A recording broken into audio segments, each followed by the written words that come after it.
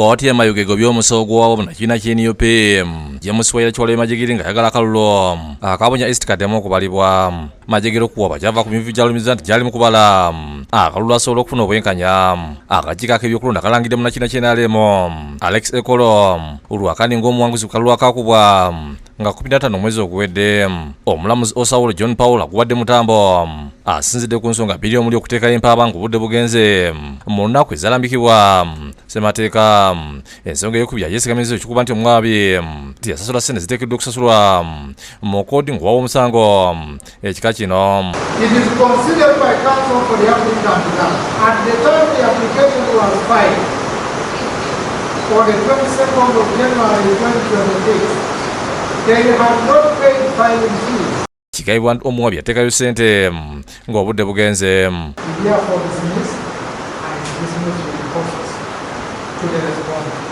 Munnamateeka omuwabi Lwajjabiru Mukama Sanyu ategeezezza nti okusala kwa kooti kwolesa obwerufu. Kooti bwekizudde kino byonna tebaabikola nekkirizaganya n'okusaba kwaffe nze Mukama Sanyu Jamil ne munnange Sibutimu Jonathan ne bannaffe ab'Electoral Commission basatu Omusango omukulu yali yantaako era kalowooza nti onayamba okubala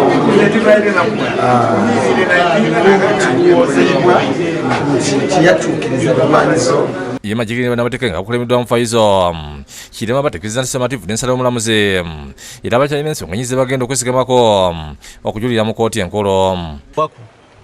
Kubanga barisivinga application ng'enaku 22 ate omulamuzi mwene yasaininga kwa 28 aye nga kooti yarisivinga kwa 22 so kati obona nti waliwo ekobaane kubanga mu bokisi mwene bazira mu bululu ng'omunnamateeka ate nga munyigire mu nsonga ebyobukulembeze ekituuka abantu n'okufuna amazima mu kikimu.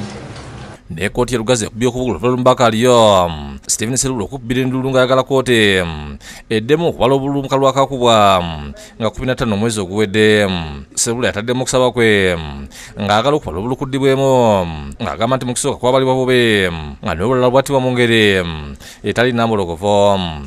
Tuzze gamba kooti ddamu abale tutegeera omutuufu tuveewo kyangu nnyo. Akulira abalamuzi ba kooti ente Lugazi Rosedin Singh yabadde mu mitambo gy'okuwulira okw'omuluya kwa Serula akikutira bannamateeka okubadde Francis Obo atuma wabiro Richard Sendeza yawangula okulonda abannamateeka nga bakulembeddwa Amasane Kambasa konna ab'akakiiko ak'ebyokulonda akakulembeddwa Evanize Tusiime abawabiro abawakanyinza ekyokuddamu okubola obululu nga bagamba nti omuwabi yatadde ennaku ziyise ku nasaba omulamuzi agoba omusango guno.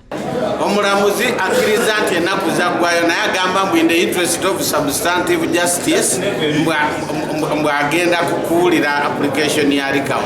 Yoppulira omwoyo ategeezezza nga bwe yateekayo okusaba mu lupoddi lwakuba mwalimu ennaku enkulu ne wiikendi. Eyo decision erina okugendera ku mateeka. Olunaku lw'okola ekintu bwe lugwa ku lunaku nga lwakola era ennaku eziddako mu zibala. Wano babadde okusikomu okumala ekiseera omulamuzi ab'omuddemu basooke bakanye kooti ng'ezimu abawabira era bagadde okumanya beewawabira yasabye omusingo bwe kiri mu mateeka nakyo nekivaako enkaayana bwe kisuuliddwa nti babadde bakasasula ssente ezo. Ne bakola olugezigezi ne badduka mu kooti ne bakomawo nga basasudde olwaleero nga tutandise n'okuwulira tuli mu makati. Naye nga naye kennyini akkiriza nti ne bw'aba amaliriza okugatta nga bwe yagatta ebintu bye era Ssaalongo Richard Senteza nsigala nze muwanguzi. Oluvannyuma lw'ekiseera ng'omusango guwulirwa omulozi abategeezezza nti guguwedde era ensala y'ebakugisa ku kibanja kya bannamateeka eky'emisango.